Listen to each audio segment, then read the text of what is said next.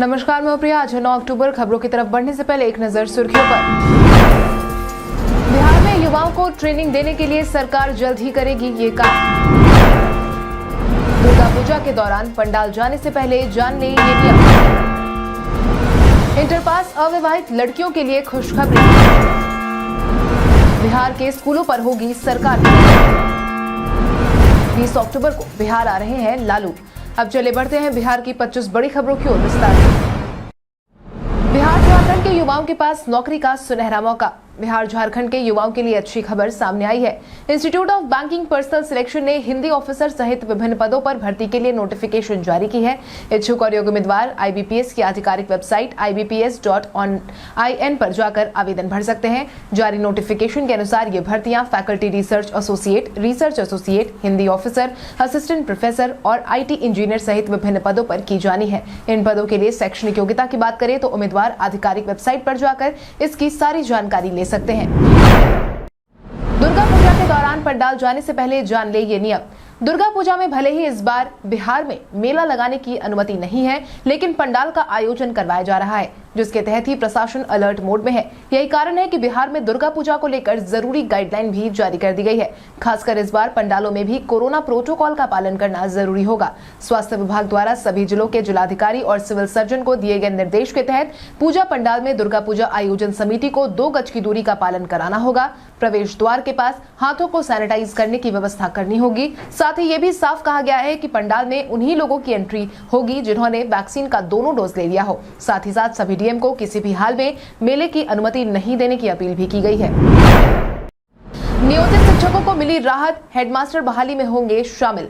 Patna high court से नियोजित शिक्षकों को बड़ी राहत मिली है। पटना उच्च न्यायालय ने टीईटी, एसटीईटी उत्तीर्ण नियोजित शिक्षकों को अंतरिम राहत दे दी है और कहा है कि पिटिशनर्स सभी प्रावधान शिक्षक के लिए परीक्षा दे सकते हैं। बता दें कि टीईटी, एसटीईटी उत्तीर्ण नियोजित शिक्षक संघ ने प्रधान शिक्षक नियुक्ति नियमावली को पटना हाईकोर्ट में चैलेंज किया है और इसमें सुधार की मांग की है। केस में पटना हाईकोर्ट ने अंतरिम राहत संघ को दे दी है। इस पूरे मामले को लेकर संघ के वकील कुमार शानू ने बताया कि इस मामले में हाईकोर्ट का निर्देश आया है कि पिटिशनर संगठन के सभी सदस्य अभी प्रधान शिक्षक के लिए परीक्षा दे सकते हैं। उन्होंने ये भी कहा है कि कोर्ट का फैसला अंतरिम रूप से जो होगा वही मान्य होगा।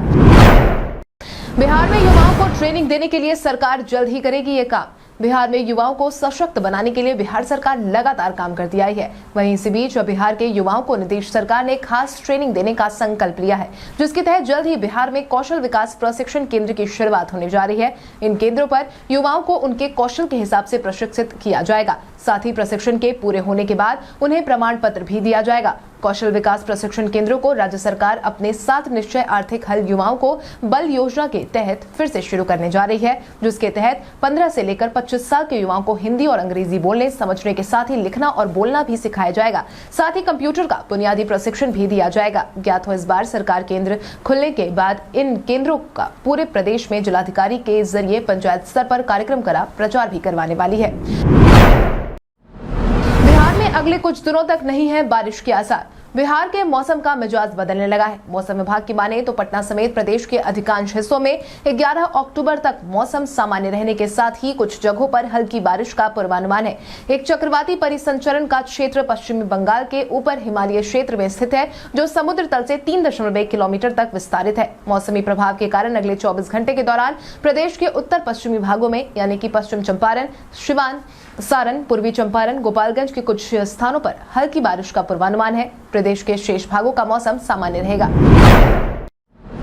भवन निर्माण विभाग के एग्जीक्यूटिव इंजीनियर के घर पर रेड। इन दिनों बिहार में कई विभागों के प्रतिनिधियों के घर पर रेड मारी जा रही है, जिसके तहत सरकार के नाम पर कई धन कुबेर भी सामने आए हैं। इसी बीच अब भवन निर्माण विभाग के एग्जीक्यूटिव इंजीनियर के घर और दफ्तर पर बीते दिन रेड मारी गई, जिसके तहत निगरानी ब्यूरो ने भवन निर्माण विभाग के पाटलिपुत्र डिवीजन के कार्यपालक अभियंता मदन कुमार के ठिकाने पर छापेमारी की। बता दें कि उन पर आय से अधिक संपत्ति अर्जित करने की शिकायत विजिलेंस ब्यूरो को दी गई थी। आपको ये भी बता दें कि मदन कुमार पाटलिपुत्र डिवीजन में कार्यपालक पदाधिकारी के रूप में तैनात है। इनके ऊपर निगरानी विभाग ने 2 करोड़ 26 लाख से अधिक की संपत्ति का मामला दर्ज किया है। निगरानी की विशेष सूत्रों से मिल रही जानकारी के अनुसार छापेमारी के दौरान कई दस्तावेज और रुपए भी बरामद हुए हैं, जिनका आकलन फिलहाल किया जा रहा था। बीपीएससी 67वीं भर्ती में बढ़ी 168 वैकेंसी। बिहार लोक सेवा आयोग ने 67वीं संयुक्त सिविल सेवा परीक्षा के तहत पदों की संख्या को एक बार फिर से बढ़ा दिया है, जिसके तहत आयोग ने इस बार 168 वैकेंसी का इजाफा किया है। इसको लेकर आयोग ने आधिकारिक वेबसाइट bpsc.bih.nic.in पर नोटिस जारी कर दिया है। हालांकि ये पहला मौका नहीं है जब बीपीएससी ने सीट बढ़ाने का काम किया हो। इससे पहले भी 1 अक्टूबर को ही 20 रिक्तियां और जोड़ी गई थी। 24 सितंबर को जारी किए गए 67वीं नोटिफिकेशन में 555 वैकेंसी थी। 2 बार पदों की संख्या वृद्धि किए जाने के बाद अब वैकेंसी बढ़कर 723 पर पहुंच गई है। आपको बता दें कि बीपीएससी 67वीं के लिए आवेदन की प्रक्रिया अभी जारी है, जो कि 5 नवंबर 2021 तक जारी रहेगी। इंटर पास अविवाहित लड़कियों के लिए खुशखबरी। बिहार सरकार इंटर पास अविवाहित लड़कियों के लिए खुशखबरी लेकर आई है, जिसके तहत सरकार मुख्यमंत्री कन्या उत्थान योजना के तहत 4,12,469 इंटर उत्तीर्ण अविवाहित लड़कियों को बढ़ी हुई प्रोत्साहन राशि 25-25 हजार रुपए का भुगतान अगले सप्ताह तक कर सकती है, जो कि डीबीटी के माध्यम से छात्राओं के खाते में भेजी जाएगी। इसके लिए शिक्षा विभाग ने 400 करोड़ रुपए सभी जिलों को जारी किया है। पिछले साल तक इंटर पास अविवाहित लड़कियों के आवेदन प्राप्त हुए थे, जिन्हें 10-10 हजार रुपए भुगतान किया गया था। इस बार मुख्यमंत्री नीतीश कुमार की घोषणा और मंत्रिपरिषद की मंजूरी के बाद इंटर पास अविवाहित लड़कियों को 25-25 हजार रुपए और स्नातक पास लड़कियों को 50-50 हजार रुपए का लाभ दिया जा रहा है। बिहार के जल मंदिर पावापुरी में आपको देखने को मिलेगा बहुत कुछ खास। जल मंदिर पावापुरी एक महत्वपूर्ण जैन तीर्थ स्थल है। ये जैन धर्म के मतवालंबियों के लिए एक अत्यंत पवित्र शहर है, क्योंकि माना जाता है कि भगवान महावीर को यही मोक्ष की प्राप्ति हुई थी। इस खूबसूरत मंदिर का मुख्य पूजा स्थल भगवान महावीर की एक प्राचीन चरण पादुका है। यह उस स्थान को इंगित करता है जहां भगवान महावीर के पार्थिव अवशेषों को दफनाया गया था। इसलिए अगर आप भी नालंदा राजगीर सैर करने जाए तो पास में सटे पावापुरी में भी जरूर घूमने जाएं। बिहार के स्कूलों पर होगी सरकार की नजर। बिहार के 2,865 स्कूलों पर सरकार की नजर रहने वाली है, जहां पर सरकार वर्षा जल संचय योजना की शुरुआत करने जा रही है। इसको लेकर राज्य सरकार ने जल जीवन हरियाली अभियान के तहत पहले चरण में जल संचय योजना के लिए इन स्कूलों का चयन किया है। इस योजना पर 6 करोड़ 40 लाख रुपए खर्च होंगे और 1 करोड़ 11 लाख 20 हजार रुपए जिलों को जारी किया जाएगा, जिसको सरकार ने भी मंजूरी दे दी है। फिलहाल वैसे विद्यालय का चयन किया गया है जहाँ 3000 वर्ग फीट भौतिक संरचना का निर्माण क्षेत्र उपलब्ध है। इस बाबत शिक्षा विभाग के अपर मुख्य सचिव संजय कुमार ने बताया कि चयनित प्रत्येक विद्यालय में 80,000 रुपए वर्षा जल संचय पर खर्च होगा, जिसके बाद राज्य सरकार पर माध्यमिक शिक्षा निदेशक इसकी निगरानी करेंगे। रामविलास पासवान को भारत रत्न देने की उठी मांग। रामविलास पासवान की बीते दिन पुण्यतिथि मनाई गई, जिसके तहत ही कई गणमान्य लोग भी इसका हिस्सा राजधानी दिल्ली में बनने पहुंचे थे। इसी बीच इस कार्यक्रम का हिस्सा बनने लालू प्रसाद यादव भी पहुंचे, जिसके तहत लालू प्रसाद यादव ने रामविलास पासवान को गरीबों का मसीहा तो बताया ही, साथ ही उन्होंने रामविलास पासवान को केंद्र सरकार की तरफ से भारत रत्न देने की मांग की है। राज्य सुप्रीमो लालू प्रसाद यादव ने कहा कि हम लोग साथ राजनीति किए हैं। रामविलास पिछड़ों की लड़ाई में कभी पीछे नहीं हटे। उन्होंने मंडल कमीशन के दौरान भी सक्रिय भूमिका निभाई थी। वहीं उन्होंने इस दौरान चिराग को आशीर्वाद भी दिया। दिवाली छठ से पहले आसमान छू रहे हैं विमान के किराए। त्योहारों में घर आने वालों की लंबी कतार देखने को मिलती है। ऐसा ही हाल विमान सेवा का भी हमेशा रहा है। 3 नवंबर की अगर हम बात करें तो मुंबई से पटना आने के लिए स्पाइस जेट का किराया लगभग 7500 रुपए है। वहीं विस्तारा के टिकट 10,000 के आसपास है। वहीं इंडिगो की बात करें तो इंडिगो का किराया भी 10,000 के आसपास है। गो फर्स्ट के तो दाम और भी ज्यादा है, जिसके तहत 3 नवंबर को घर आने वालों को लगभग 13,000 रुपए चुकाने पड़ सकते हैं। वहीं अगर हम छठ के बाद की बात करें तो विमान का किराया आधा हो गया है, जिसके तहत सभी विमान त्योहार के बाद आधा किराए की वसूली कर रहे हैं।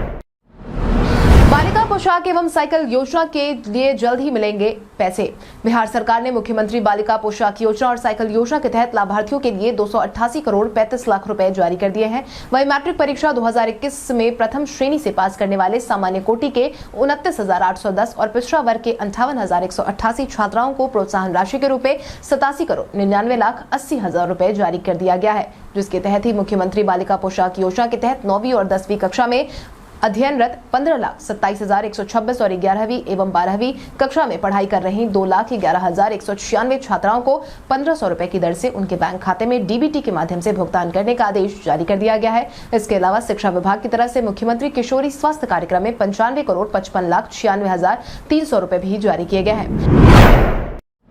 भाजपा के की राष्ट्रीय कार्यकारिणी में शामिल हुए बिहार भाजपा के अधिकतर नेता।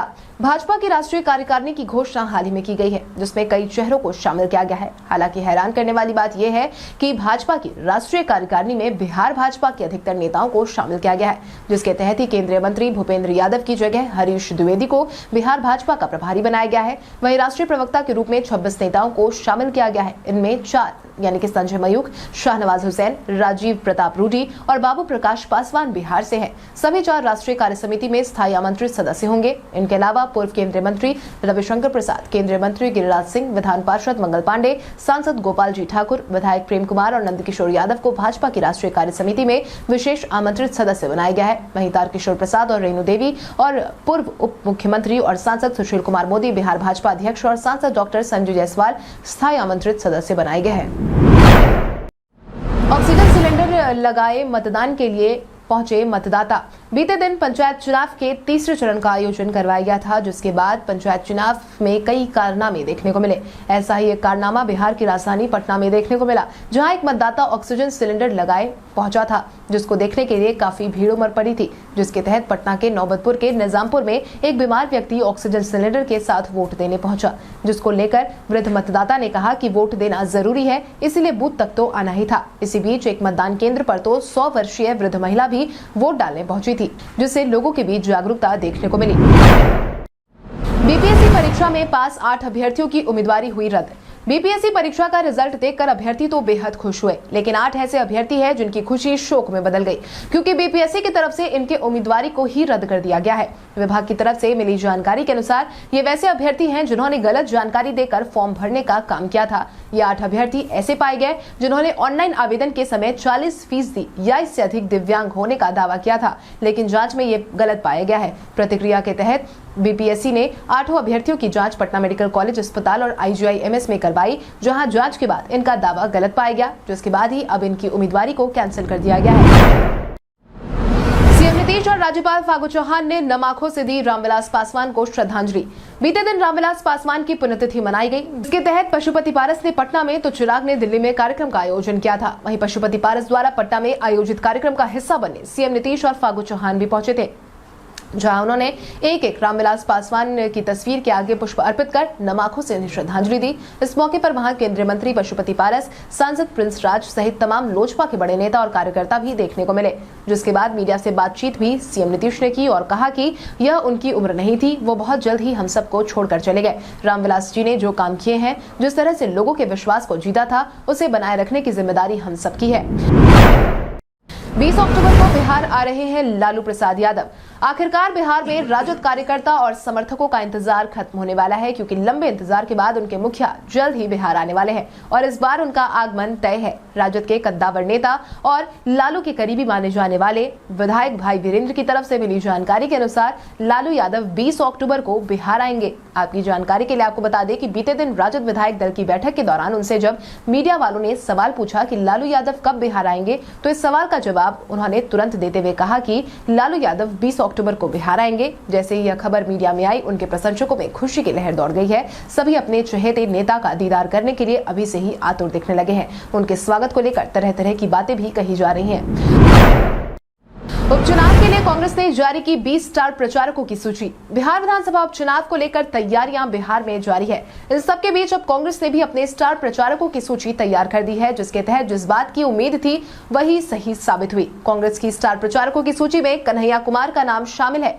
इसके अलावा कांग्रेस के स्टार प्रचारकों में छत्तीसगढ़ के सीएम भूपेश बघेल, पंजाब के सीएम चरणजीत सिंह चन्नी, हरियाणा के पूर्व सीएम भूपेंद्र सिंह हुड्डा, वरिष्ठ नेता आनंद शर्मा, राजीव शुक्ला, सचिन पायलट, नवजोत सिंह सिद्धू को भी इसमें शामिल किया गया है। ज्ञात हो, चुनाव आयोग 30 अक्टूबर को उपचुनाव करा रहा है। मतगणना 2 नवंबर को होगी। 8 अक्टूबर नामांकन का अंतिम तारीख था और 13 अक्टूबर तक लोकसभा और 16 अक्टूबर तक विधानसभा सीटों के लिए नाम वापस लिए जा सकेंगे। राहुल गांधी और लालू यादव ने रामविलास पासवान को दी श्रद्धांजलि। दिल्ली में चिराग पासवान द्वारा रामविलास पासवान की पहली पुण्यतिथि को लेकर कार्यक्रम का आयोजन किया गया था। इस श्रद्धांजलि सभा में कांग्रेस नेता राहुल गांधी और राजद के मुखिया लालू प्रसाद यादव और उनकी बेटी मीसा भारती पहुंचे, जिसके तहत इस दौरान इन सभी ने रामविलास पासवान को श्रद्धांजलि दी। इसके लिए चिराग पासवान ने श्रद्धांजलि सभा में राहुल गांधी को भी आमंत्रित किया था। ज्ञात हो कि 12 सितंबर को सांसद चिराग पासवान ने रामविलास पासवान की पहली बरखी भी मनाई थी।